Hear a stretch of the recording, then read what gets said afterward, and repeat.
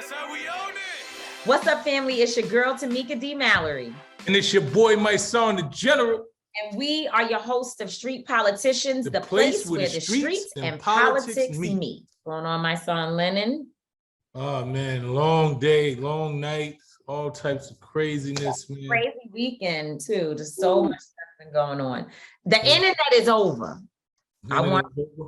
It's gonna have to be something new developed as a communication mechanism. I think we got to put some sage on the internet.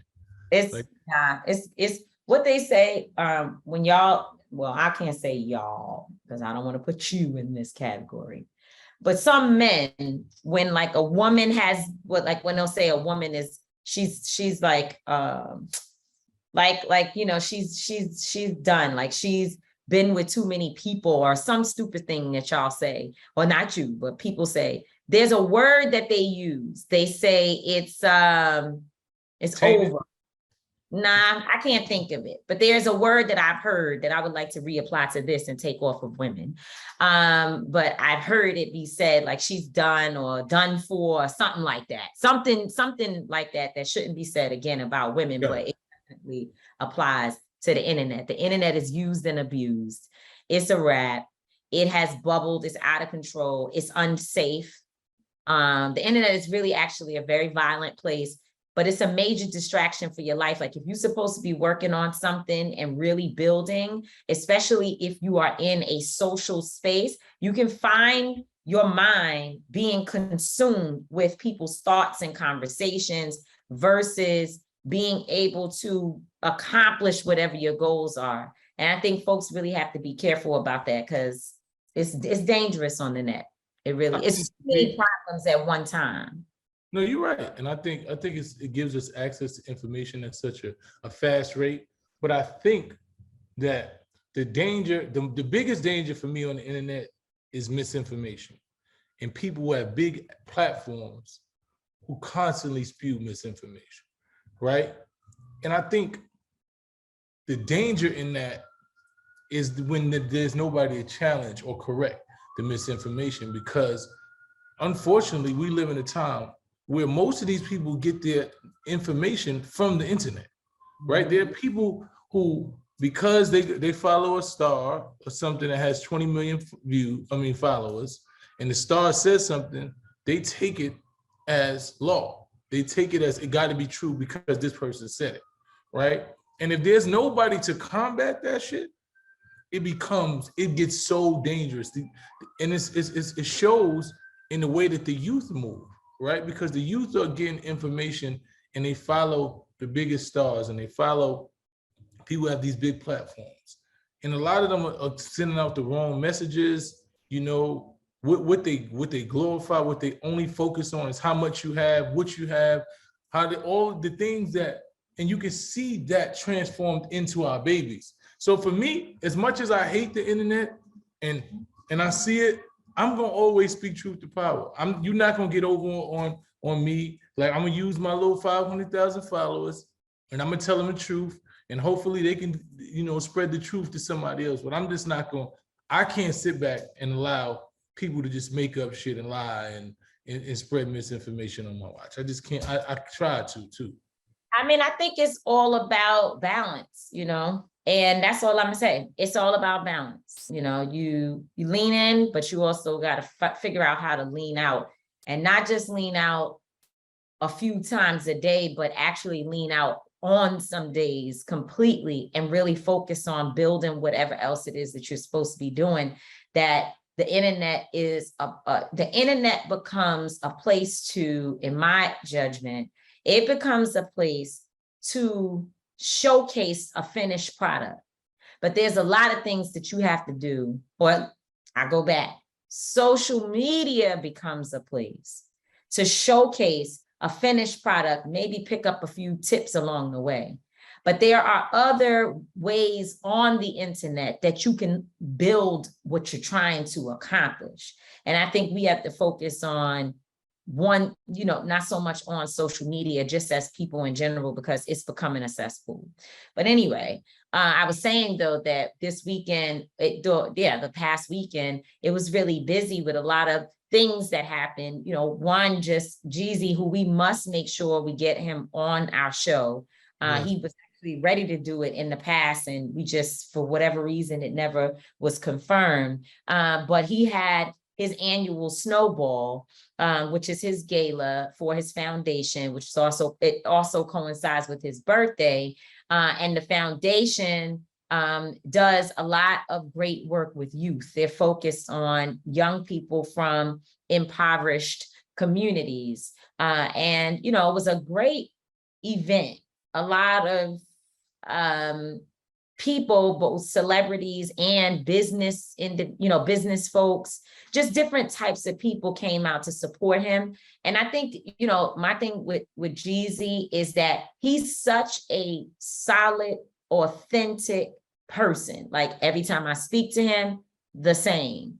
He reached out to me to say, hey, I want you guys to be there. You know, it's not a through his assistant, you know, you call him and you can't get him on the phone and he's not really trying to engage. No, he's like, and several times we've called him and he's shown up at things. So I don't feel, you know, I invested at the event, I donated, and I feel good about that investment because I know that whatever he's trying to do, he's going to authentically do it. And of course, Jeannie Mai, my girl, was there, who I love so much.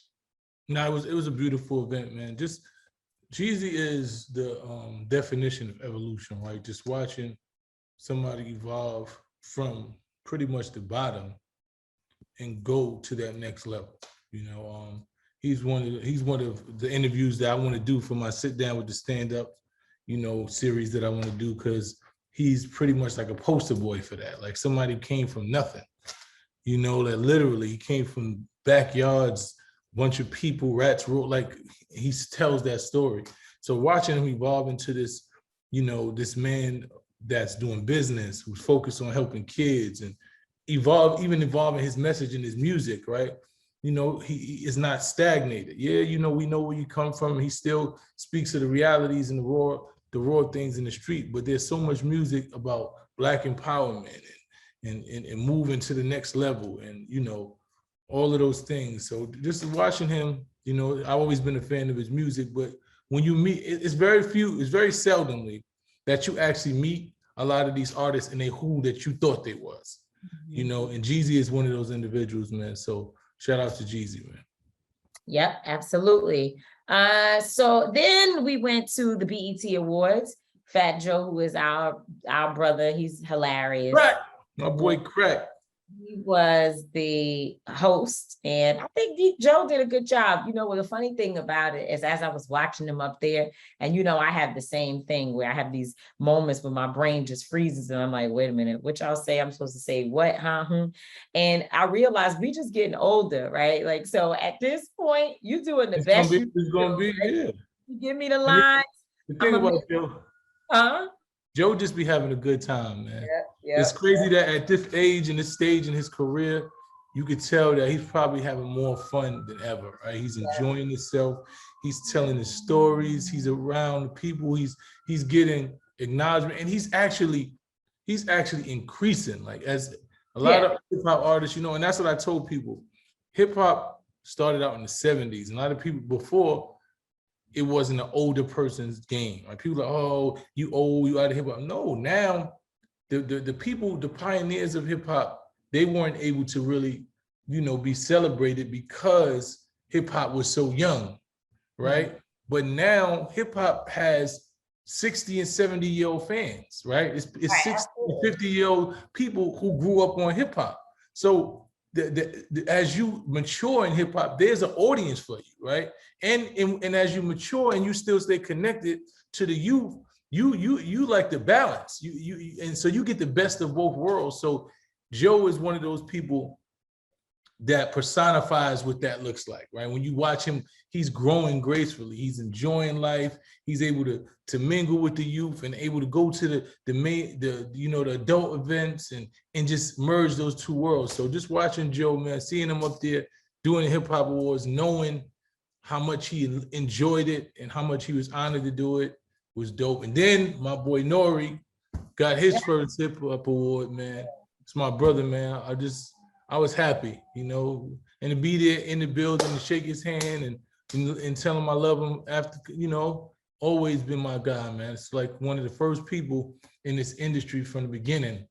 Always tell people about the battle with me and Sean, and Nori was right there, man. He was always one of those people who supported me and showed genuine love, man, throughout my career. So, well, shout out to Connie Orlando and her team, even our brother Jesse, for a great show, because it actually was a really good show. I want to see the show because we watched the show there, but I haven't seen. And which meant it was too damn long. It was, but it was a lot was going on, man. You did honor Trina, she got her, you know, her flowers. You know, the young girl Glorilla, she was probably like the star of the night. Everybody was loving her. She got her. I love Fabio's statement when people were trying to say he was robbed, and he put out a statement that said, "I wasn't robbed. That Glorilla won because she deserved it, and I'm proud of her and I support her." And I thought that was very, very. It's dope, man. And I love Fabio, and I wanted to see Fabio win that award. I'm like, yo, I think Fabio, but he didn't. And and like a true G, you know, New York individual who put his work in, he accepted it. And I know great things coming for Fabio, man. He continues to work hard. I love him and he's like one of my little brothers, man. Every time I see him, he's like, big bro, we give him a hug. Is real genuine love, and he's a good person, you know. So shout out to him. It was just so I seen so many different people I hadn't seen in a while. It was a dope vibe, man. So. It was a good. It was a good event. I mean, it was. I have things that I want to say, so I'm going to meet with Connie so I could talk to her about some stuff that I think could help make it even better. Because I have no critique to say this was terrible or how could this be, but I can say that a stronger, deliberate and intentional focus on some of the educational pieces that we need has to be, or should be rather, built into the show. Shout out to Joey Badass, who had one of my favorite performances, man. And when he tribute to Young Dog, all of them, Young Jeezy, all of them, all of the performances. Even though I'm in the hip hop era, you could put me in the blues and the and the R&B and whatever's before R&B, because I like that kind of music. So I'm more MOP too. I was on the plane with Lil Fame. MOP came out there. That was one of like hard. I ain't gonna lie, man. I grew up on gangster rap. How about some hardcore? I'm more of a Soul Train Awards person, but I still enjoyed this show. You know what? There's so many things happening. It was hard to pick things to talk about today that, I know our folks want to hear about, and I don't have any intention on talking about Jeffrey Dahmer, but just watching between Jeffrey Dahmer and this and that and that and this and this and that, it was just so much happening this week. Again, you can't even focus. If you on social media all day, you can't do no work. You can't make no money on doing what you're supposed to be doing. If you reading comments and following the Shade Room and Baller Alert and Jasmine Brand and All Hip Hop and this one and that one, and then my son is breaking it down and helping people understand. So you want to go over this, you could get some authentic information. Maybe Tamika Mallory jumps in the chat. Tesla and Figaro got something going on. Breakfast Club is dropping their perspective. That's a lot of information. It's an overload of information.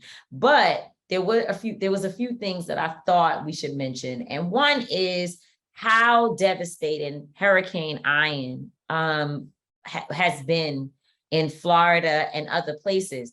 That hurricane, and I thought, because I saw on the news, I don't know which studio, we were somewhere and the news was on. And I remember you saying, well, how can it be a tropical storm if it's doing this much damage? And then I saw later on that it had been upgraded to or it was being reestablished as a Category 1 hurricane. But when I was talking to Trey the Truth, I was asking him about it. And he said, no, it hit landfall at some point and it was a hurricane. It was a Category 4.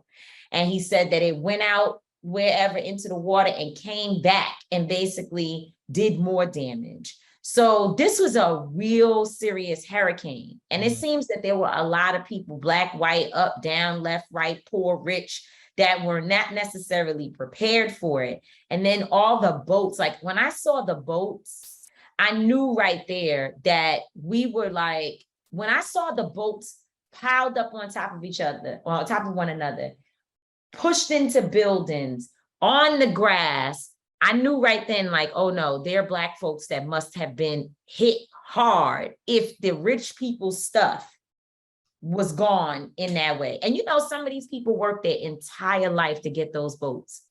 Their entire life. That's their one thing. They're gonna retire with a boat. I know, man. It was real devastating, man. Just looking at the news, seeing people go through what they went through, man. I pray for them. But once again, Trey was out there, man, doing what he did.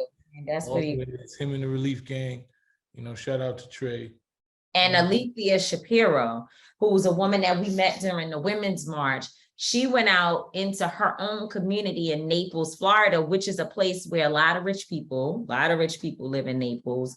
And I mean, it's a rich town, but she went out and tried to find the shadows. Really, that was the language she used. That if we're in this rich area, but there's got to be pockets somewhere where there are people who've been harmed. And of course, she found some housing developments, housing projects, as we have called them. And she found some other areas where Black people and brown people live, garbage piled up, cars ruined, medicine being thrown out because there's been no power for days. No elected officials going to their areas, no real relief services coming in, and she set up shop there. And so Alethea and now some of my other friends, Sister Vanessa and others, they are, working in this particular community. It's a lot. It's a lot. My prayers go out to everyone who was affected, man. I hope, that they get the relief they need.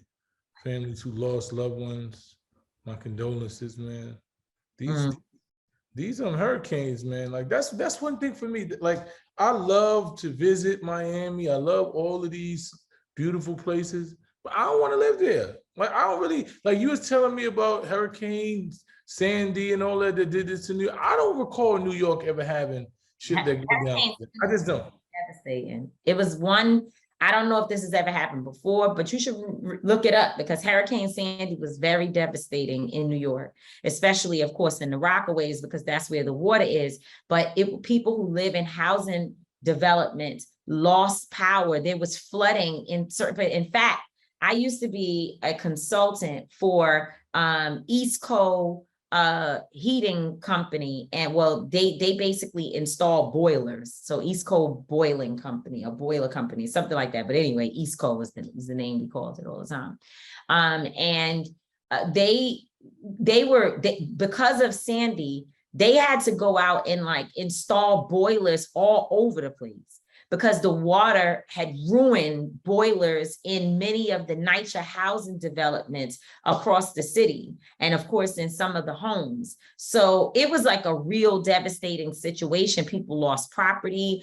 I think people died. I can't remember how many, but it wasn't a good thing.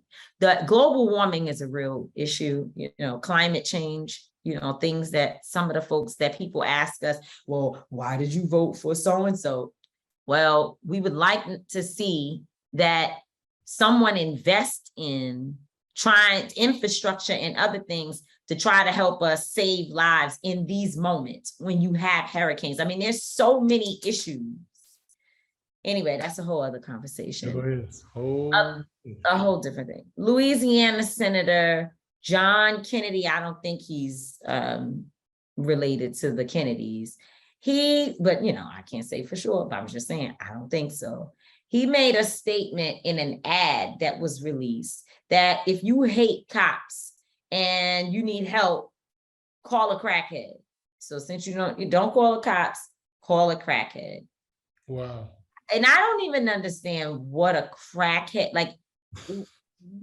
I am trying to draw the connection between the police to crackheads. Wow. No, I mean, seriously. I am too. Just wow. That's all I could say. Just wow. And I was watching it, and when I watched it, there was a lady who was a recovering crack addict, and she was talking about how it was offensive. Like, you know, how like this is somebody in leadership, and you use that to demean people who have real addiction issues. It's just. But it doesn't. But there. Okay, I can see if you say. If you want, and why did he say call an opioid user, right? Because I bet you there are more people using opioids today than there are people using crack, right? I would assume, I mean, I'm pretty sure because a lot of people have turned away from pipes and all of that, and they're taking pills. Maybe I'm wrong that it's not a majority, but hey, if you're gonna zero in on something, why not zero in on a drug that too many people use? And by the way, white folks use crack as well. So cut the shit. Cut the shit. But here's what I will say. Here's what I will say. The fact that from policing, I could go to call a criminal, call a murderer, but the crackhead piece is very intentional. And I don't have a real answer, but I'm trying to figure out what made that come to life for him. Well, I think what it made come to life for him was that he was stupid. Oh, okay. Stupid shit. Yeah. Sometimes we can't really give the answer to stupid shit because it's stupid shit. And when we try to answer stupid shit, we sound stupid. Sometimes I just don't want to, nor do I have the capacity to make sense out of, as you said, ignorance, stupid shit, and moreover, that extreme racism that exists within so many. But when I think about it, it kind of brings me to my thought of the day, because talking about connections and drawing sort of lines and being able to understand things, it's really troubling to me.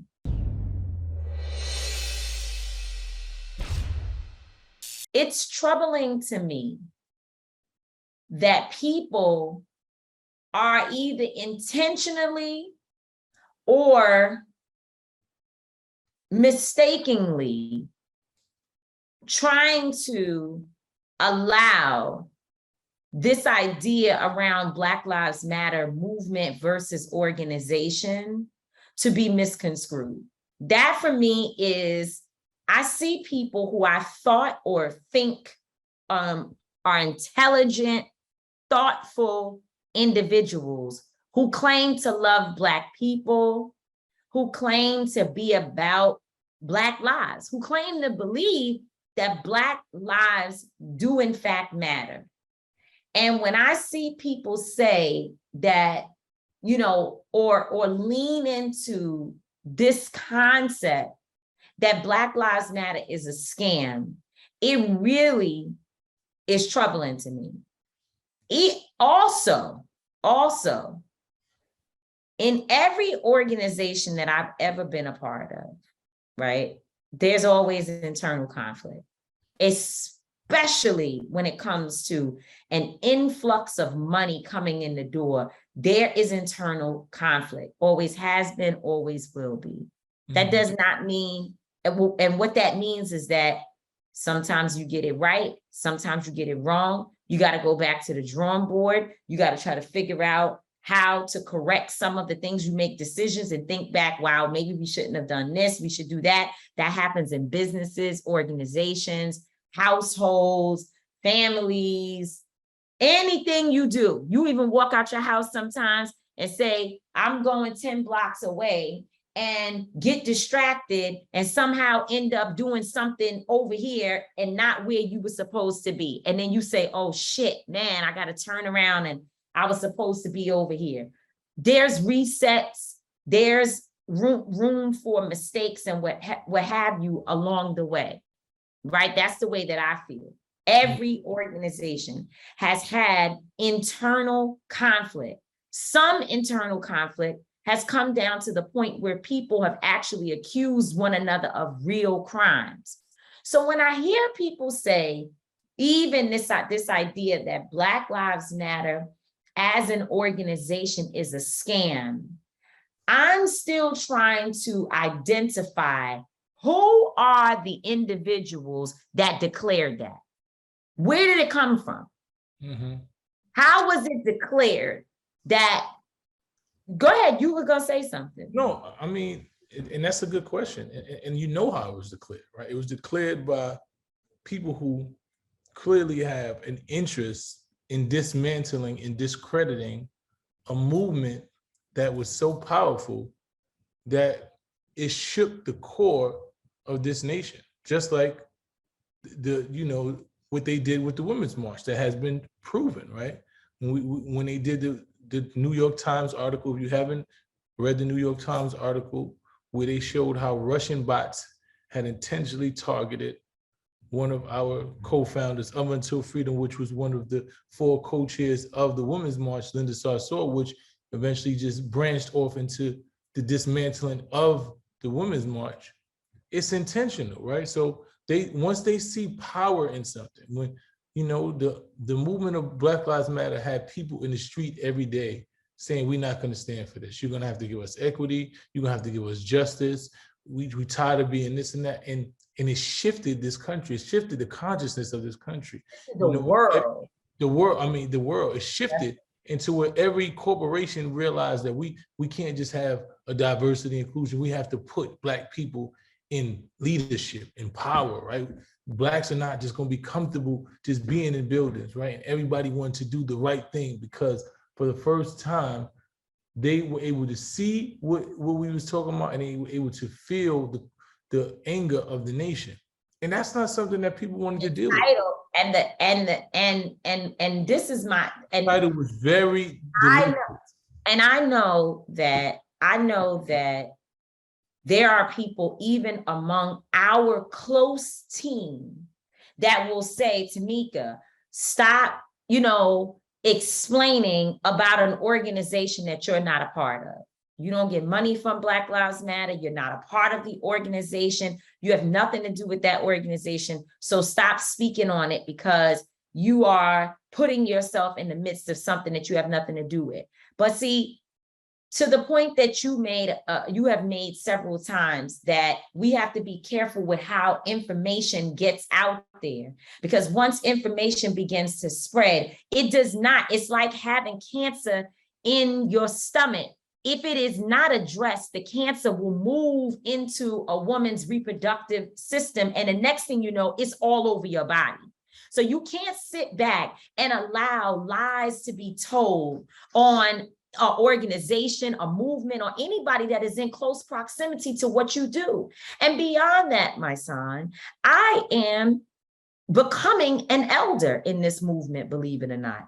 When you think about Mary Pat Hector, Naila and Chelsea Miller, and Tiffany Lofton, Stephen Green, all of these younger people that we work with, they are coming into the movement and really becoming leaders in their own right.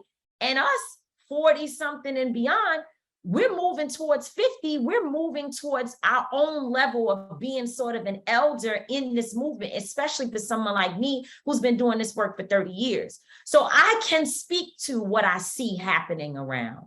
It's not so much defending or not, but we need to be honest in what we say. So when you have people out there who are using words like it was a scam and it did terrible things to us and all of that, I want to know who's determining that. How is that? And I'm not saying that I can change anyone's mind. There are people who have fundamental ideological issues with BLM, the organization, how it got started, and what the women who led the organization stood for, and what they were pretty much proponents of. But I feel, and what I would say is, there are people who feel that way about almost every organization and movement. They feel the same way. There's ideological issues, right? People didn't like that Dr. King was trying to integrate Black people into American society. They didn't like that. So there was conflict about that issue. There has always been conflict. But what you cannot do, and what I just can't sit by and allow to happen on my watch while I'm alive and I have influence and a mouth, is for people to erase the fact that 3 women came up with a slogan that they came up with. This is their slogan. You can say whatever the hell you want. Oh, I don't like this one and that one and da, da, da, da. They came up with a slogan that helped us to communicate to the world our affirmation of self, which is a slogan, which is the child. Black Lives Matter is the child of I'm Black and I'm proud. It is the child of the Black Power movement. These are in direct connection, one after the next. We have always had powerful slogans. Now, perhaps they may have, maybe in another life, the organization could have been named, something else to separate the two, but it wasn't. And I am hoping that people who claim to be intellectual, intelligent individuals, that they would not sit and denigrate an entire movement because they are either too egotistical, too lazy to learn, or are part of the same damn system that's trying to oppress us, to be quite honest, because COINTELPRO operates in all levels of this movement, that we would not be able to clearly state the difference between the two things and the importance of upholding something of such value like Black Lives Matter that has meant so much to so many. So that's my rant for the day. And I said I was done with my rant, but I'm not. I'm going to take it to my own live later today. But, the same tactics of divide and conquer is happening to us right before our eyes. We are falling into the same trap. And there are individuals who believe they have the answers. They believe that they have the answers for what needs to be done. See, I've never said that, right? I've never said I have all the answers. What I've said is we're playing our role. We're putting forth our effort. And this is the way in which we choose to show up. And this is our passion and what God has given us the strengths and talents to do well, right? But I've never said we have the answers, because if I had the answers, if I knew everything and I was the smartest, the brightest, the best, and the most knowledgeable, and everybody else stuff is fake or not, or whatever, if that was the situation, I would have fixed it, because I've been doing it for long enough. None of us have all the answers to any of this stuff. None of us. We are a work in progress, and we are best, in my judgment, when we unify and figure out ways to push multiple ideas, concepts, thought processes, tactics, all at the same time.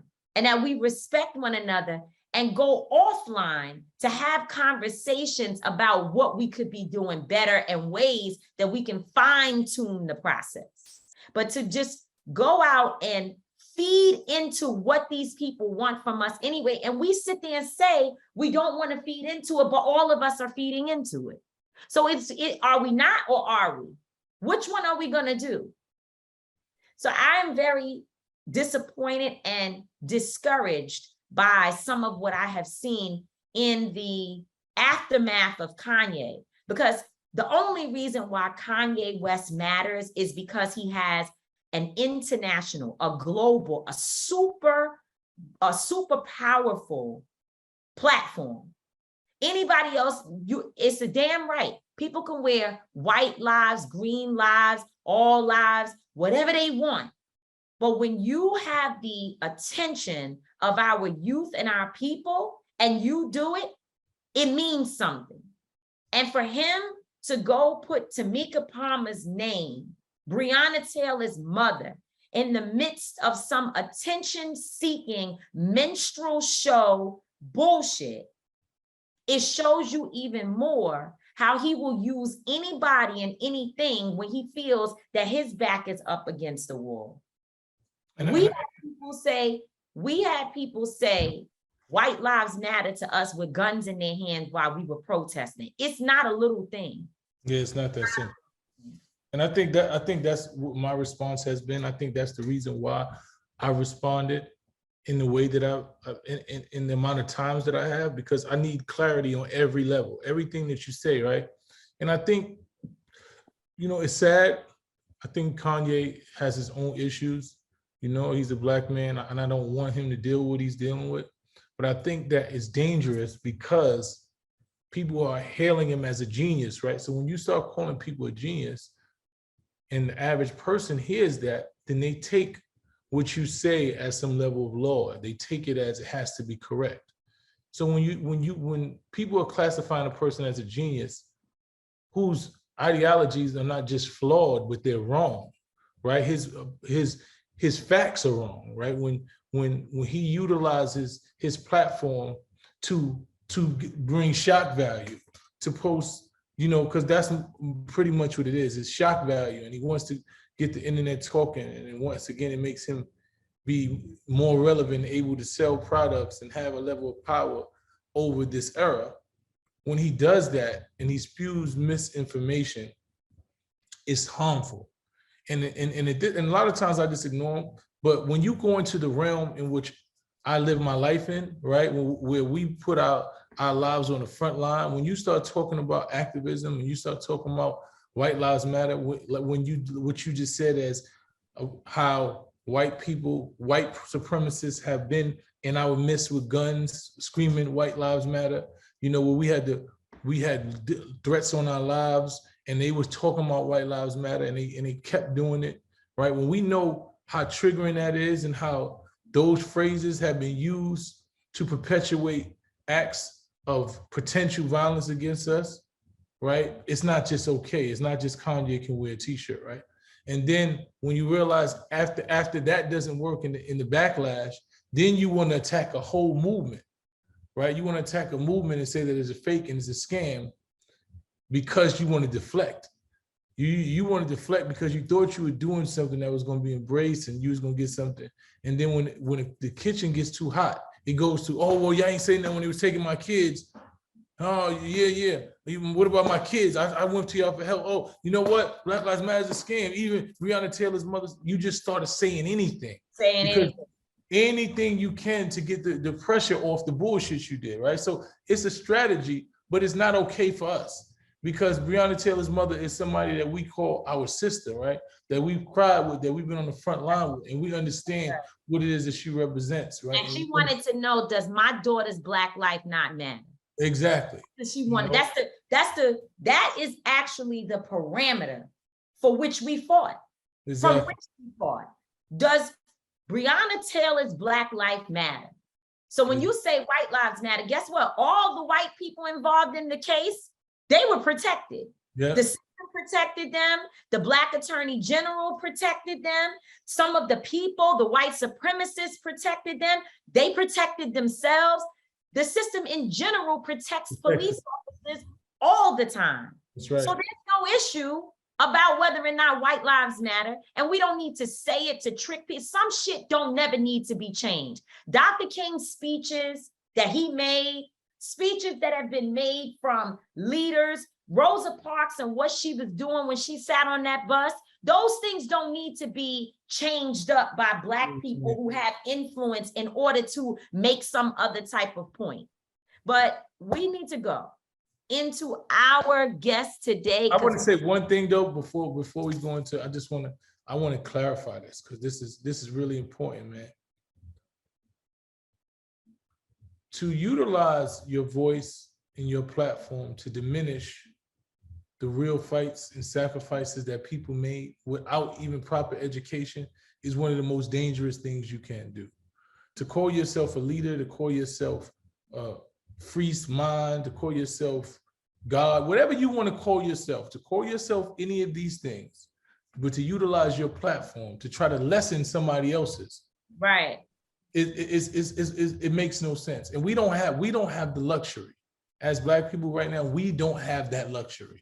We don't, even when you say free thinker, if your free thought contributes to the demise of our people, then it's actually free, right? What is it actually costing? Because if you freely thinking and you contributing to the demise of the Black civilization, then it's costing way too much. Facts.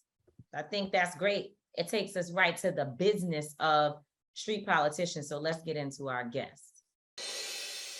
So, I mean, I love how we've really been trying to focus on this financial education thing. I mean, I've been learning so much from the tax, what was she, a tax advisor, and I have some other women in that area that I met recently as well, that I want to bring on. And then just people who've been talking about credit. Like I literally have been applying the strategies, and I know you have as well, to some of my own stuff from the credit card, like when you're supposed to make the payments, to the issues around taxes and how to deal with your finances and all of that. And then of course, recently a lot around investments. And so I hope that people who have been listening to the show, that they're actually like tactically applying the strategies. Because I think a lot of times what we do is we listen and we hear it, but then we don't do anything with it. So I think that's, for me, I'm just telling y'all listening out there in the world that I am actually applying the strategies based upon all the folks that we've been interviewing for the last however long it's been. Yeah, I have too, man. I've been very intentional about focusing on finances, investments, understanding credit, understanding, crypto, all of these things, because I understand this is the future. And a lot of times as activists and artists, we focus on just the work we do, right? Like as artists, a lot of times you just focus on making your music and putting out the art, and we don't focus on the financial aspects of it. And that's why you see a lot of issues with artists now talking about people jerked them. And a lot of artists didn't get jerked. They just weren't financially astute. So they didn't know to do certain business. They didn't know to make certain investments. They didn't know to put their money in certain places, So what we're doing right now, this, financial revolution that we're entering into, and we're utilizing and combining the finances with activism and making it cool for activists to focus on money and being able to be financially stable and being able to have wealth. I think the people who fight for our people should never be destitute and broke, and we should not even normalize that. So I'm glad that we're taking these steps in focusing on finances and utilizing our platform to educate our listeners on the same thing. Yeah, we're not doing broken destitute. It's not happening. It's a new day. We believe that we should have, we should be plentiful. We should have wealth. We should have resources, and that our families should be left with something. The one thing that we have to break down, if you will, is this idea that the way Dr. King died was, honorable. It's not honorable even for us as a people to be okay with how he left this earth. And so therefore, we just ain't with it. We are 100% against the idea that being a leader means that you have to be broke in order to be authentic. But anyway, in that same vein, today we are being joined by two brothers that we love, that we trust, emphatically. We know what they do and how much they love and care for the Black community. And I'm happy to have them here. This is the first, and we've been talking for months about something that they're doing that is revolutionary. And today we get an opportunity to bring it before our audience. And I'm excited to have on Street Politicians for the first time, but certainly not nearly the last, Faheem and Michael of Oasis Investment Group. Thank y'all so much for joining Street Politicians. Yeah. Thank you, Tamika and my son, for having us. We appreciate it. We're excited. Like you said, it's a long time coming. So we're ready to get right into it. So so break down. What is Oasis? Where did you guys come up with the name?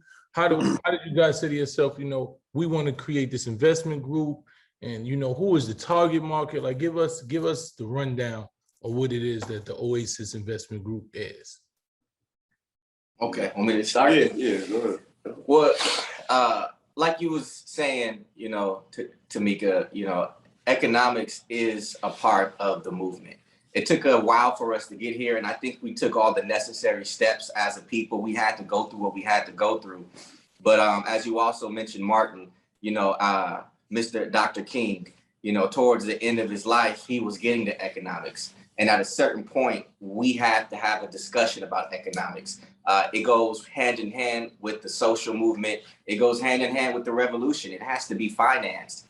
And we can't rely on others to finance the movement for us. So in these conversations that we've always, Faheem and I, we've always been into, I guess you can say, social justice, making our communities a better place to live. And in this mission, it just came like, you know, we have to buy our communities. These are terms that we've been hearing at least a decade, you know what I mean? But even more, all the way back, we got to buy our community. We need ownership, all these terms, but there's actual steps you have to take.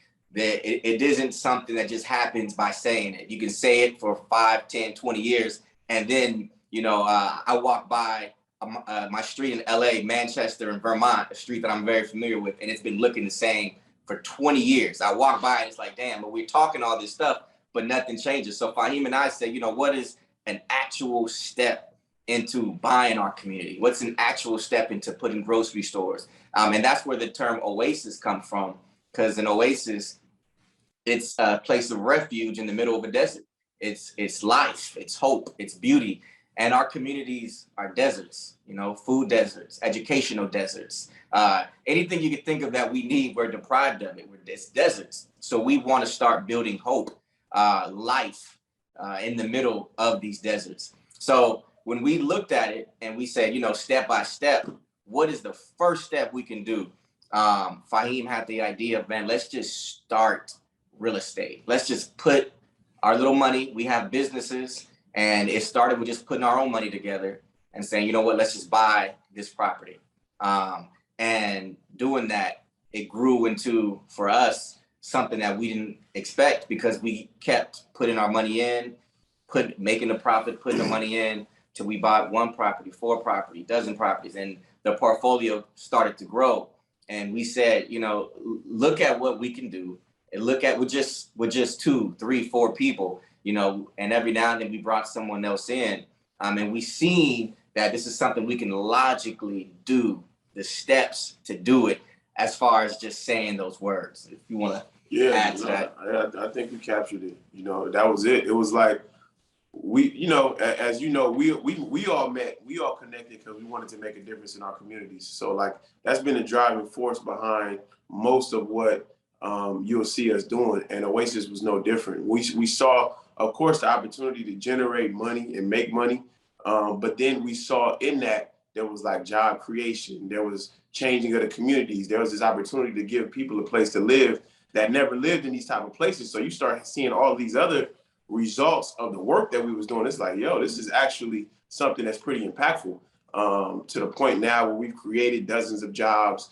We, you know, made so many families and gave them opportunities to live in these type of environments. And ultimately, that changes the way people think and live. You know what I mean? When you got these little 5, 6-year-old children, in Chicago is different. Like, you know, these sisters are still having 8 babies out there. You know what I'm saying? It's a trip. Like, so you seeing all of these young children, and they're coming from these slumlord type of properties into our properties. It's hard to even call it social justice, because I look at it like, man, if your cousins or your family or somebody is fucked up, you want to look out for them. You want to you wouldn't call it nothing. You would just do what made sense and what was right in that moment. And I think in a basic sense, that's kind of what Oasis is. Like, it really just makes sense. And then we're able to do it on a larger scale when there's more people invested in it. So we did what we did, and we can continue to do what we're doing. We said, how would this look if there were 10 of us? How would it look if there was 100 of us? How would it look if there was 1,000 of us all pooling resources? Which comes back to the group economics thing. I'm glad you guys brought up some of your backgrounds, and you talked a little bit about it, Michael, but I would love for you to tell us a little bit more about the inspiration. Like, how did you two grow up?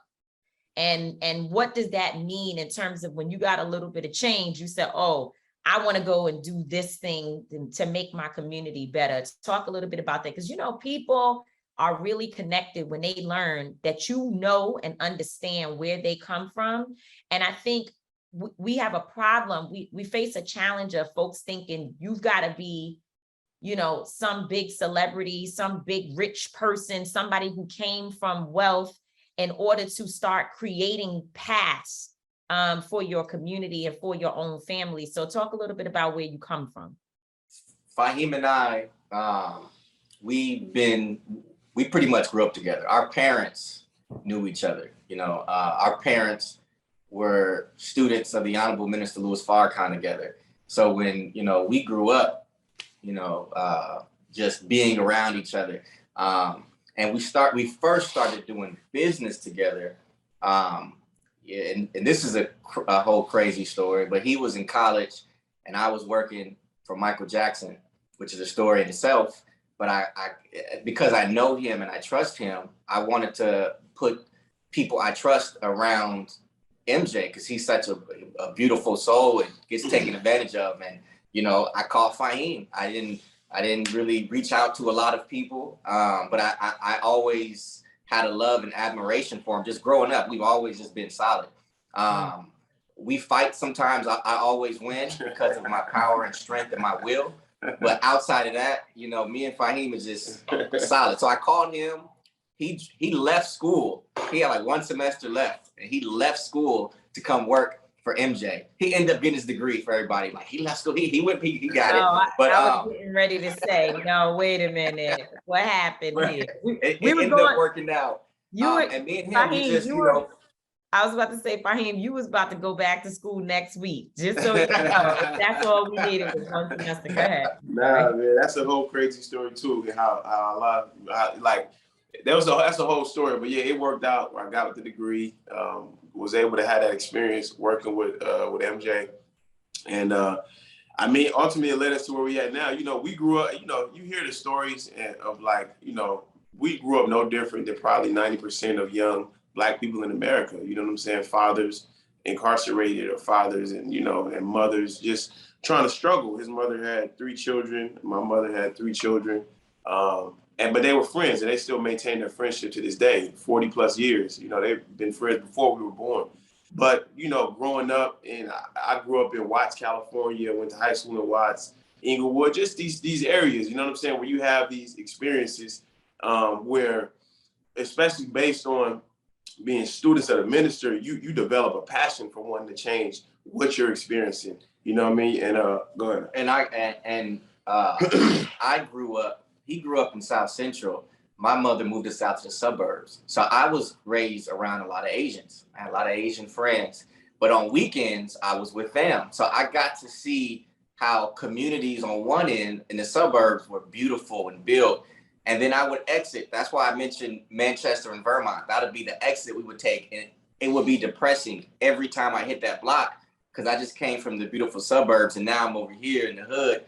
And that really always stuck with me of like our communities they're gross and they never change decade after decade, year after year. So us just working together, we've always had that passion of like, how can we help? And we done different things. We've had different careers, built businesses. But I think what's important is trust. We trust each other. And but we had to build that through work. And I think one thing our people have to learn how to do is how to work with each other. You know, we have to sometimes force that work because it's not easy. There's trust issues. There's years and generations of being taken advantage of. So by nature, you know, we're a little insecure when it comes to working it, especially with our own. So we had to find a way to make it work. But it started with trust. It started with respect. Started with integrity. And what we wanted to do was show what 2 people can do. And now we have a whole team who works together of people we grew up with and then people knew. But we have to learn how to work together. And that's what Faheem and I figured out how to do. It's been a great team effort, but it starts with trust, with integrity, and with just jumping out there. And I can imagine you two, Tamika and my son, have an idea of what I'm talking about, of working together and struggling together. And when you do fighting, that, and fighting. I always do. And when you do that, you build that camaraderie that is needed to be successful. And that's what we want to encourage people to do as far as pool your resources, because what I'm doing, I couldn't do by myself. What Faheem's doing, he couldn't do by himself. You know, I probably would have made it pretty far. I would have did pretty good for myself. Faheem would have did good for himself, but we can go so much further together, which is why we push unity and group economics. So we're just an example of what we want to inspire others to do.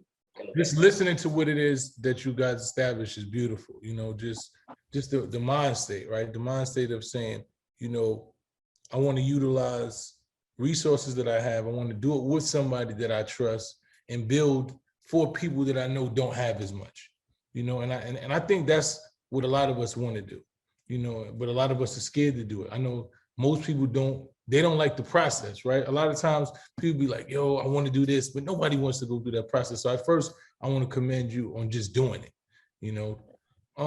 So what would it look like? What is it that you guys want to do? Do you want to bring on a bunch of people? Do you want to just have people that you know and you trust to invest with you? Are you looking for 10 people? Are you looking 100 people to create like this Black Oasis that everybody can be involved in? Like, what is the goal? Well, the goal is big. The long-term vision is big. But like I said in the beginning, we are doing it step by step, brick by brick. So as of right now, before Faheem and I brought this, you all are our first official podcast, by the way. So thank you for having us, you know. But before we reached out to anyone, we wanted to see like, hey, does this work? Can we scale this? So it started with, of course, just me and him investing our own money, then bringing in another person and seeing like, okay, we can get 10 units. Hey, now we have 20 units. Let's try to get 4 or 5 more. Let's bring in 2 people. So once we got a formula that works as far as investing, because now we're talking about investing. We got the job creation, we have to beautify the community. But if we're talking just the business side, it's investing with us. And what we do, we have an entire team who goes to work, purchase property, renovate, rent out, all that good stuff. So right now, what we're looking for, after we tested it for nearly 3 years, built a nice multi-million-dollar portfolio, have a nice size, nice units on the south side of Chicago. And want to mention that right now we're focusing on Chicago for several reasons. And I'll quickly touch on why Chicago.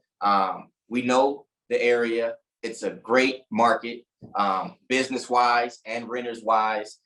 We have construction partners out there. So we know that we're able to deliver on to investors. You know, we know we're confident we can get a return. So that's our first thing. We have to build up trust in our community. So people who are investing with us, we want them to have a great experience as far as getting what we said we would give them as far as a return. But to answer your question, my son, that was a long way of pretty much saying we are open for the mass majority to invest. We did the groundwork with a few people, dozens of people investing. We got them the return and we said, you know what, let's build this up so we can open it up to the public. So we qualified with the SEC. That was a heck of a process, you know, going back and forth, and they tightened it up over the years. But we have a great team, great lawyer team, great legal team, great business team who was able to push that through. And shout out to Jay Morrison. He's the only one that we know, someone Black, who was able to accomplish such a feat. See why a lot of Black-owned companies don't do it. It's very difficult, but we did it. We qualified, and we're actually ready to accept investments. So we are accepting investments as they come. We're capable to accept them by the hundreds and by the thousands, based off building this foundation for the past few years. Did I answer that? Yeah, I think you answered, and I think so that's where we're at right now. So we have what they call a Regulation A fund that's open. People can go to oasis.build, they can invest in the fund. Short term, we want to acquire 10,000 units, doors, apartments between single family homes, multifamily homes in the Chicago area. That's our short term. That's like one of our goals. Big long-term vision is to take this formula and apply it into downtrodden neighborhoods across America. So take the same Oasis formula and bring it to New York, bring it to Los Angeles, bring it to Atlanta, bring it to the areas where job creation will decrease the violence that's going on in the streets. Changing the way people are living will change the mentality. You know what I mean? When these young brothers right now, when they're living in Chicago, they're from Chicago, and they get a chance to work on these houses, and we teaching them about equity, we teaching them about land ownership and the value of that. It changes the mentality, and we're just doing it by the fuse right now. So as the program, 10,000 homes, that's a lot of renovation work. So that's going to be thousands of jobs. So now you got a lot of people eating and a lot of people that are physically invested in the community. Like, nah, hold on.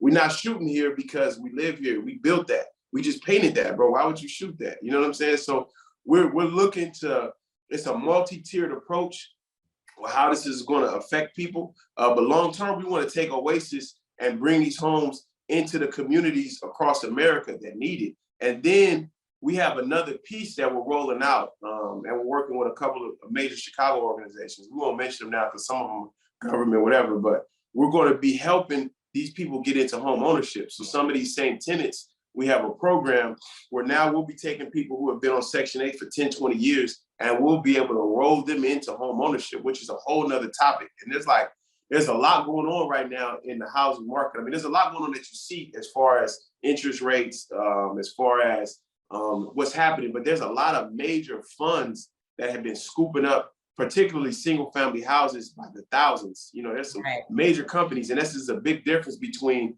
like what was happening in 2008 and what's happening now. Single family homes are considered an asset class for big money, for hedge funds.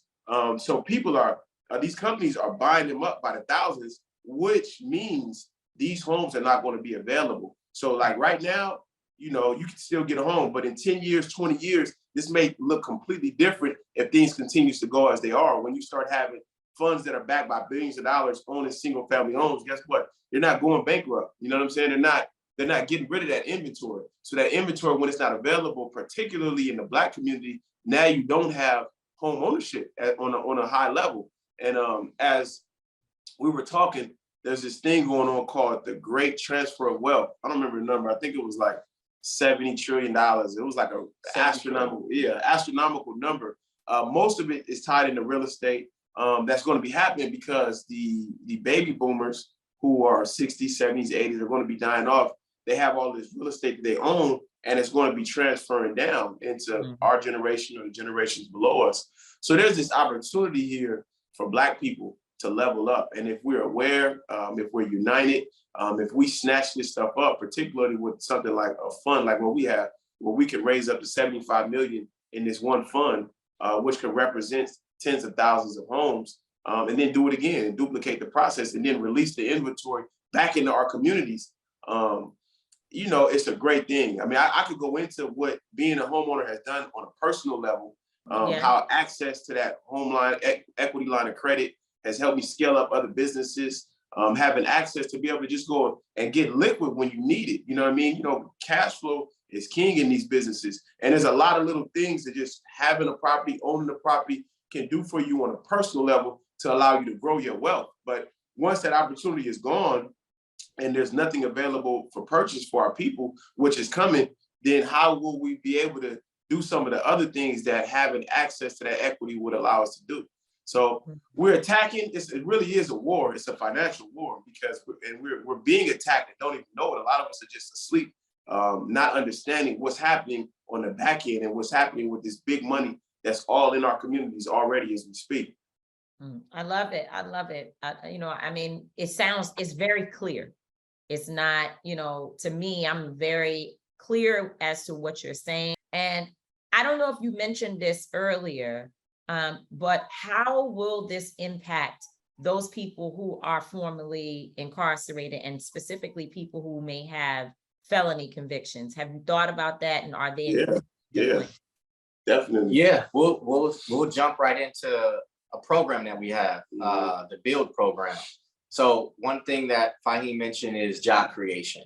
And it's one thing to say, and I know, we're fighting on different fronts. We're asking the government to pass bills, and some jobs have been created through that. And this is a different angle as far as, okay, while we're fighting over here, because they owe us jobs, they should create jobs. How can we also create jobs ourselves?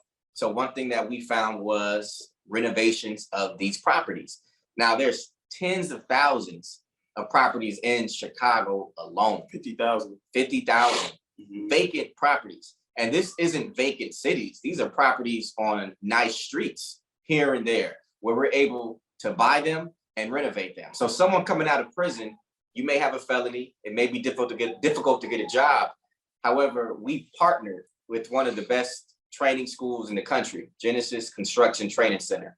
And what they do is they accept students. You learned all the trades from carpentry to HVAC to lighting and to, I can't name them all, but they train you and certify you in these, and you get paid to fix our properties. So you're actually learning, and not only learning, you're getting certified. So now you're a skilled worker. So now you can actually get work elsewhere, but you can build our properties. Every property we buy, we try to buy them dilapidated so we can fix them up. So we're creating jobs, and one property may create 5-6 jobs. So imagine what tens of thousands of property, and that's just one aspect, because then you got the management aspect, you got the administrative aspect, you got all these aspects to what it takes to fix these homes. Now this is just one angle, but it's an angle that works, and we actually have already started. And I think it'd be good for him to touch on what we've done with the build program, because it's not just, that's one thing, our brothers and sisters incarcerated who are coming home and need work. That is, we're able to help accommodate that the more we're able to buy. But also our students who are coming out of high school, who may not go to college or don't feel like they're able to go to college. So we experimented with the program called the Build Program. Yeah. And I just on the incarcerated piece, I'll touch on it real quick. So we have 2 brothers now, formerly incarcerated, who wouldn't otherwise probably be working, that are on the team, that work daily, that actually live in some of our properties. So we're going to attack that from a couple different angles. That's probably another 12 to 18 months out, but we're going to be opening up what they call halfway houses. And we've already been in touch with some of the prison ministries in Chicago who are ready, you know what I mean? So they have these pipelines of people that need housing, need jobs, need these different things that we'll be able to offer. But what we did as a start, the Build program, we started with high school students that we knew who may otherwise, that is such a weird window, you know what I'm saying? Like that 17 to 20 something where, especially if you don't go to college, that's where you get caught, you know what I mean? So knowing what we knew, and then knowing that we had all of these young brothers that we had been in their lives since they was 13, 14, 15, we wanted to have something for them, especially the ones that weren't like on a college type of trajectory. So we created the Build program, and we bought a house, we renovated it, we moved them, some of them from different parts of the country, Los Angeles, Oakland. We moved them into that house and put them in that program a year ago. So the program's been going for a year. There's 6 of them that's in there right now. It's a 5-bedroom house. So they all got their own space. But to see the growth, and if you go to our IG, Oasis, you'll see some of the young brothers on that page, and to see where they grow. Like I go out there, we're learning from them now in 1 year. And these are young men. I'm not going to say that we're on a necessarily downward or negative trajectory, but who knows? You know what them years can do when you just out there and you got time and you're not on nothing in particular. It could just cause a whole lot of trauma in your life. So we want to scale that as well, not just for the young men in our community, but for the young men in these communities that we're operating in, and catch the ones that's 18, 19, not doing nothing. Give them something to do. And man, the thing about that I learned, and I'm learning more, our young brothers are not lazy. You know what I mean? They're not bad people. They're not negative people. They're not violent people. They're just in violent situations. And they're fearless, and you know what I'm saying? They just, stuff happens, you know what I mean? I'm sure we could all attest to that. So when you give them something productive to do, like the young brothers that are with us, they wake up at 5 a.m. They're out the door 5:15, and they're working until 4 o'clock, 5 o'clock, 6 o'clock. It's not a lot of time for foolishness. You know what I mean? On weekends, I go out there. Sometimes we go to Chicago just to kick it with them. They don't even want to kick it. They're like, bro, we gonna rest up because we got a busy week. We got this renovation. We do this. We start this new project. These are 18-year-olds, you know what I mean, that are thinking like this. We started them their own LLC. They got tens of thousands of dollars saved in their LLC. We're buying them their first property that they're going to own before this year is out. We may do it early in the next year just because we're looking at the rates and everything that's happening, depending on the deals. But nevertheless, we put them in position with an LLC that they own to buy their own property. And we're going to continue to do that. We're teaching them ownership. We're giving them what no one was able to give to us, like the game. Like, this is the game. This is how you do it. This is how you leverage it. This is how you pull the money out. This is what you do with the money. When you get the money out, we're not even buying a whip. We're not buying jewelry, none of that. We're going to get another property. And then we're going to do that again. And I'm going to show you how to continue to leverage it where you're not over leveraged. You know, you're under 70%. Anything ever happens with the market, you in position to sell, whatever you want to do. We would like to be able to put these brothers in position to do that. And if we had that at 19, what we got at 30, where would we be at? You know what I'm saying? So our sons, we got sons. They'll have this at 15, 16. It's just information. And information is power, as we know. So that's our plan. That's our plan for our incarcerated brothers. That's our plan for, you know, our young brothers coming up in our communities. There's trillions of dollars in this industry alone. We're not even talking about all of the other industries. And one of the things that we talked about, particularly for the young dudes, is this: you can still go and be what you want to be. Like, give us, like I was telling them, look, give us 17 to 20, give us 18 to 21. And then if you choose to go and do something totally different, you got a couple of properties that you own, so you're financially stable. You got the knowledge base that you gain from learning these trades and doing these different things. So you know you can always do. Hustling, doing something negative doesn't even look like a viable option now. Why would I do that when I got $5,000 a month rolling in? I'm free to think. I'm not in survival mode. I don't have to take these type of risks to be up. I can give my mom's money if she needed. There's no pressure, you know what I'm saying, to go and do something illegal or something that catch you up. So, you know, that's kind of that's our game plan. Well, I love it, man. It sounds so much aligned with what it is that I do, and you know, in the Boycott Black Murder, you know, initiative that I want to utilize and bring around the world, because we need those type of outlets and we need those opportunities for young boys. Just like you said, you know, a lot of them don't want to do nothing negative. They just, that's all they've been given. So when you have those type of opportunities, brothers like yourself who are stand-up individuals that they can look like, that look like them, understand the language, wear the uniform, been, you know, are able to speak the language of the people, that's what we need for, especially when it comes to our youth and our returning citizens, you know. So I just, once again, I just want to commend you, brothers, because this is the work. Like, this is the work that we talk about. This is what it looks like when you transform your community and you buying back the hood and you're utilizing everything and you're teaching one, you know, the whole concept of give me 2 to 3 years and then I could teach you how to fish. Now, if you don't want to fish, after I teach you, you know how to fish. If worse come to worse and you got a whole nother thing you want to do, but you always know how to fish, you know?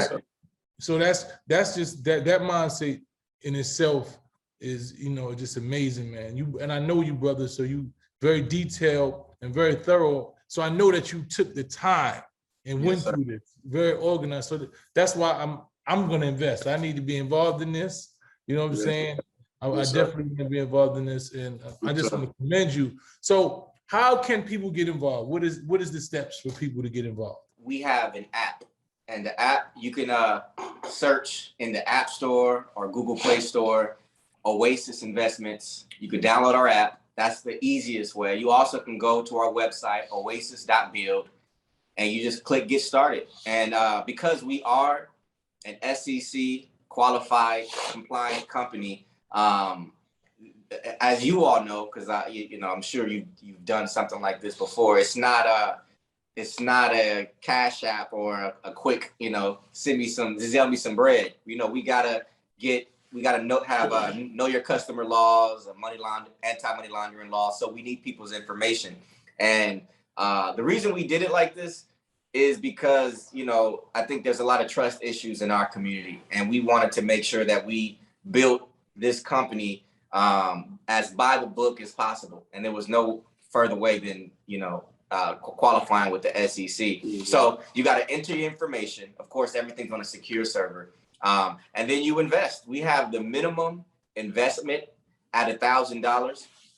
And the reason we did that is, you know, we know everyone may not be in a position to invest, and that's okay. We want people to get in the mindset of starting to save, and this is something that's valuable. You know, this is something to work towards, and it's perfect timing because, as you all mentioned earlier, this is a financial movement that's going on, economic revolution. So a lot of education. You got a lot of great people from Earn Your Leisure and all these brothers who are part of this financial movement, like you said, credit and financial literacy. So we're encouraging everyone to learn more. And the sisters. And the sisters. Too. That's right. The sisters. Yes, ma'am. Thank you. Yeah.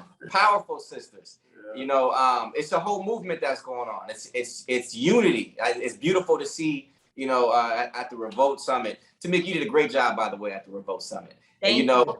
And one of the key things was, for me, you know, unity over uniformity. And at the end of the day, let's all come together. No matter what you're doing, you can invest. And one of the reasons we wanted investments instead of the, you know, normal donation or some different ways, for people to understand that, you know, this isn't just you doing something out of the kindness of your heart. This is something you're going to get a return on. This is business as well. This is how we want to start getting our communities to think like this, to think down the line. It's not an overnight investment. It's not the stock market where you can check tomorrow and you may have made $50,000 or any. And we let people know clearly that's not how wealth works. That's not how change works. Mm-hmm. Change takes time, you know, and we got to start learning these things as a community, as far as delayed gratification over instant gratification. This all goes into why we picked $1,000. We thought about that, of why we want to do that.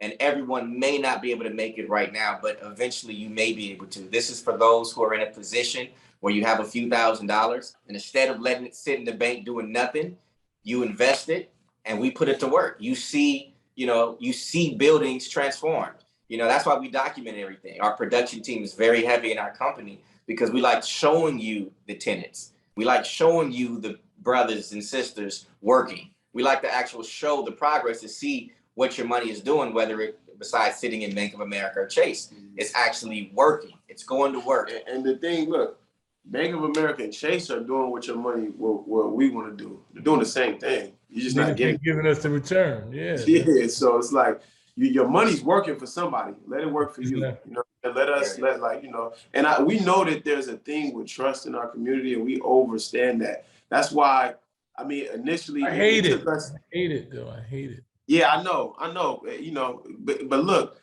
it took us years, you know, especially me, like I don't even, you know, I never have done anything like this, but I'm passionate about it and it's real. And it took us years of like really building it up, being confident about it, seeing like, all right, this is not something that we're guessing at. We're not like trying to figure, we do this. This is what we do. This is what we've done. Track record speaks for itself. And now we're comfortable bringing other people to it. So like, we want to earn our people's trust. We don't expect it to be given. But we want the opportunity to do that because we believe we have a good formula. We've been on the ground doing this work, and this is no different than the work we were doing 6, 7, 8 years ago with you all. This is the same approach, same mentality. It's a solution to problems that exist in the community.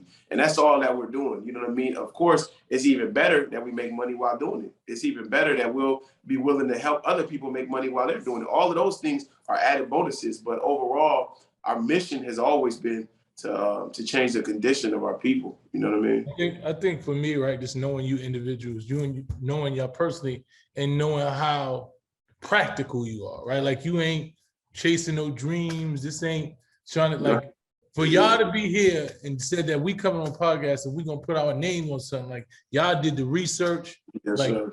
You know, y'all ain't going out there let somebody 3-car molly you and say put your money. Nah, like this is something that you putting your name behind. So, and I know that you both individuals are stand up, very practical individuals. So I'm interested, man. And I would advise anybody to get behind it, because it sounds like what our people need, man. So appreciate I it. appreciate So that. just say the app again, and before you do that, let me just say I'm very proud, because even though I'm probably, I don't know if I'm older than y'all or not, but it feels like my little brothers are doing something really big. And I appreciate the fact that we're not looking at one another saying, well, this is the right way to get our people towards freedom and your way is wrong, right? I think we fall into a trap when we start looking at one another and judging and or trying to discredit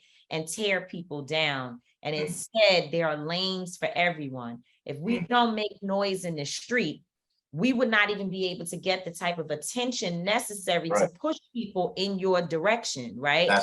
Because folks that are protesting, marching, frustrated, organizing, they're out there raising their concerns, voicing their opinions, and then they're looking for solutions. What do we do next? And there's a number of things. We've got Black folks that are in elected office that it's important to have people on the front lines from that perspective that can help vote for laws that keep your communities safe and clean and functioning. But then also there is a point that comes where legislators have to sit down and do work that is directly in line with what you all are doing. Exactly. Because we could have people pass legislation that blocks us out of the system completely, that redlines us again. Or we could have people passing legislation that will help to ensure that the policies put in place provide access for folks who would not generally have access. So there are multiple lanes to this movement, and I'm just proud to see you all in yours and still understanding the importance of collaborating with people like us and others. So tell us the website. Thank you, brothers. Thank y'all so much, Faheem and Michael. Come back again, and we're going to be investors. We've already talked about it, and we need to just follow up and figure out what we can do to get started right away. Yes, ma'am. Yeah. I have to say, I can't leave. I'm gonna go over the app, but I have to commend you two on the work you're doing. And I'm glad you said that. This is a war we're fighting on multiple fronts, and it's gonna take all of us together attacking from different angles. But what you all did specifically, the work you put in for our dear sister who was murdered, Breonna Taylor, the work you all did and the results you did prove that different avenues are necessary, different aspects are necessary.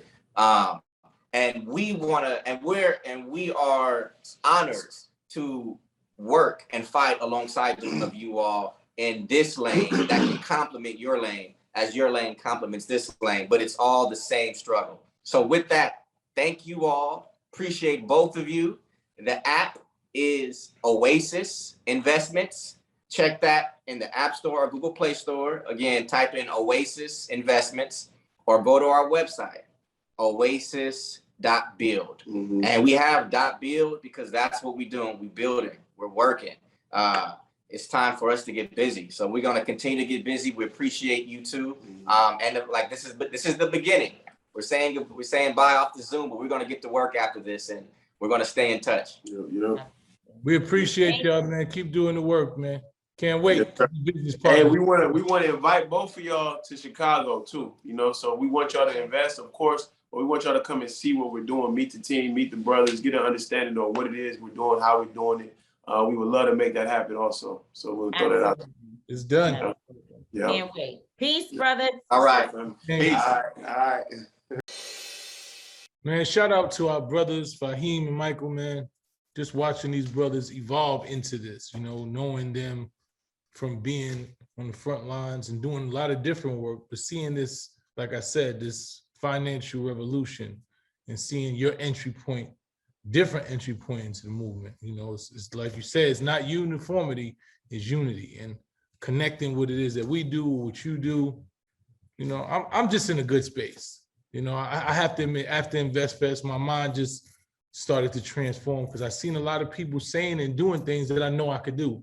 But for some reason, we feel like we got this hold on us and we can't do it, and the process is too long. And it's like anything else. I say all the time, like when you got a dirty room, you walk into the room and everything's all over and you look like, yo, you just got to pick something up, right? The thing is, you just got to pick something up and then you start putting it away and next thing you know, it's getting clean. And I think that's what it is in this financial space, man. You got to just get involved. You got to do your research, not just jump in, but you got to do your research. You got to say, okay, I want to do this. Let me find out what it takes to do this. Let me talk to people who know. Let me utilize my common sense along with knowledge that I'm learning and say, what is best for me? Where should I be investing? You know, what do I'm able to understand? You know, make sure that you invest in things with people that you trust and also things that you can understand, right? Because you want to understand the process of what you're doing. So I think what they just said to me broke it down so eloquently. It was good. It was really good. It was very, very clear. And I felt like I walked away knowing exactly, you know, what they're doing and how you could get involved, and then how people, not just from a financial, like, you know, not just from a like ownership perspective, but how other people on the fringes, people all around the formerly incarcerated community, people getting jobs, people from different perspectives. I mean, you know, I'm sure we didn't have enough time to really cover it, but insurance, right? Now there can be Black insurance agents that can get involved. And of course, I do know that they have Black contractors and, you know, others who work in the space. So anything that has to do with purchasing land and a home, or renting homes, renting apartments, or what have you, from nuts to bolts, from all the different aspects, you can learn and get a trade in those things, and then go work with Oasis Investment Group and other people. And I love the fact that they mentioned Jay Morrison, right? Because oftentimes once we start something, we try to act like it's the first time it ever happened. And I'm sure, you know, Jay knows of other models prior to his where a collective came together to purchase property or purchase land, you know, and so I'm happy to see, and we just know them to be those types of individuals that will always sort of pay homage to people who have already tried to figure out the model, you know, and that's it. So just good people. So with that, stand up individuals, man. Yeah. You know, and I want to say no shade to anybody. There's no shade, but Jay Morrison was the first person that I seen doing financial literacy. I love all of it. I love the whole Earn Your Leisure. I love all of them. All of the brothers. I've watched them and they are dope. But what Jay was doing was revolutionary. He was giving financial literacy and real estate literacy on the corners in the hoods. Yeah. And he utilized that model, and it was for us. And I had never seen or even understood any of that until Jay was doing it. So yeah, and I appreciate that. When we were at Earn Your Leisure, we saw Jay there in the space. If we fall into the same traps that have been used and that has been imposed upon us by, you know, a racist society, white supremacy, and the tool of divide and conquer. In fact, I'm going to be talking about this for a few days on my live, right? Because this idea of divide and conquer has been being used against us since any movement. You name the movement, and it's always happened. And so people who think in this moment that they are the brightest and the best and the realest and everything else is fake and this and that and the third, the same tools that have been used to destroy us will be used again, even in this moment, and even what they are trying to do will be destroyed. Because there is no community that can be great when people within it who claim to be leaders spend time trying to tear down and destroy other people. So when you talk about Jay Morrison, it's important for us to uplift his name and make sure that the Tulsa Real Estate Fund is a part of the conversation around how people started thinking about sort of putting their resources together to buy these properties and do some of these things. It doesn't mean it's the first time it was done. It just means Jay was really pushing us to participate in that in this generation some time ago. And of course, the tools always work. The SEC and the FBI launched an investigation against him. And I can remember friends, people who I know have also been through their own investigations, and they want people to side with them and understand that the system is just working against them. These same people said, oh, yeah, I knew something was wrong. It was a scam. I knew it wasn't right. And of course, both the SEC and the damn FBI came out and said they didn't find anything, and for them folks to go ahead and continue to do their work. So with that being said, my only advice in this moment, and you know, this is my second time talking about this in the show, I already know, but I have to say it again because, you know, repetition matters. We cannot be so cocky in our approach that we think we're the only ones that has the answer. Because guess what? If you got the answer, fix it by yourself. Fix it. I think what happens is, in everything, the ego plays a part, right? And I think as you grow, you start to realize that. As you get older, you start realizing that when people start to get a level of success and notoriety and they get celebrated, what happens is you start to believe your own hype. Moving along brings me to my I don't get it. The internet has had some crazy things that I haven't even chose to discuss, didn't want to discuss. But this right here took the cake. Being a father, you know, being someone interested in helping the youth evolve and giving them jewels and all those things. When I found out that the alleged shooter of PNB Rock was actually driven to the robbery by his father, and the father drove him to get away, I think that was one of the most biggest confusions I've been in a long time. Like, what father? They said that the father was there and PNB Rock came. The father drove to go get his 17-year-old son to commit a robbery. After the son shot PNB Rock and left with the chain, the father then was the getaway driver.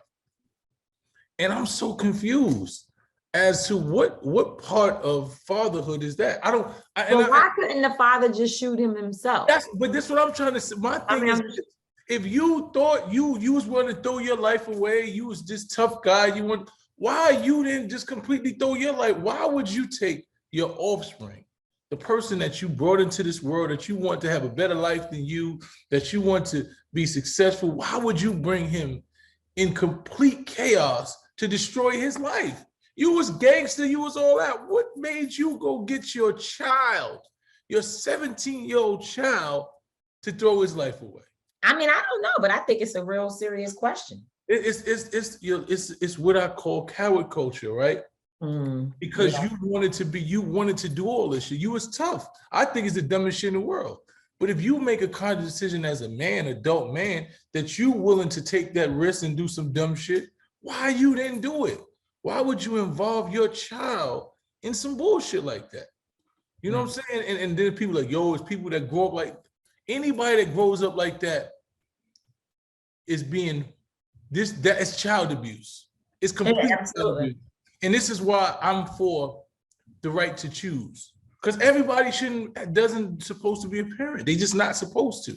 And it's a classic example. I would definitely rather someone abort a fetus than bring a child into this world where you throw his life and put him in prison for the rest of his life. That's just my personal opinion. Everybody's not going to agree, but everybody has to understand that everybody ain't supposed to be parents. And this man is not supposed to be a parent, man. It's the biggest miscarriage of manhood and misdirection, and just everything wrong was in how society happened that day.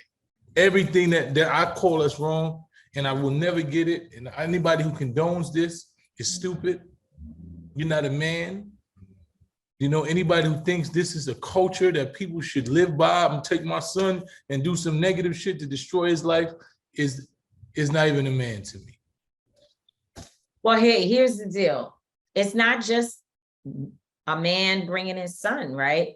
There are mothers that have their daughters out, basically pimping them to make money and to attract certain types of men.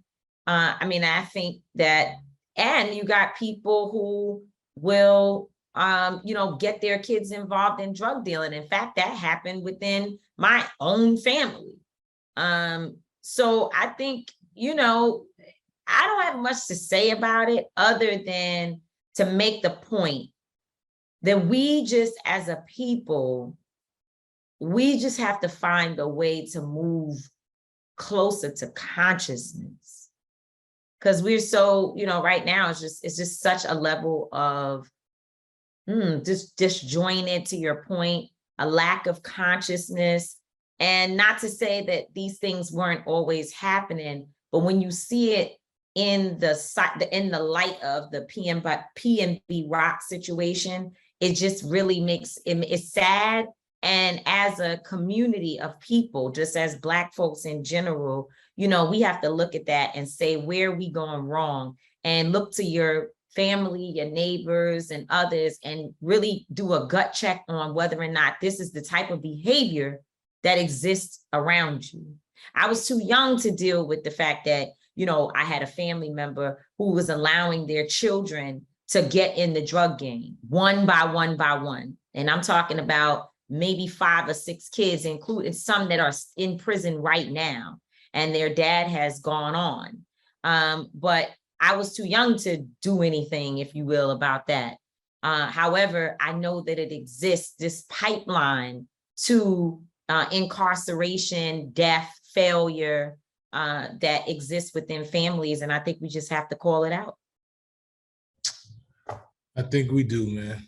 And with that said, brings us to another episode of Street Politicians. Shout out to Faheem and Michael.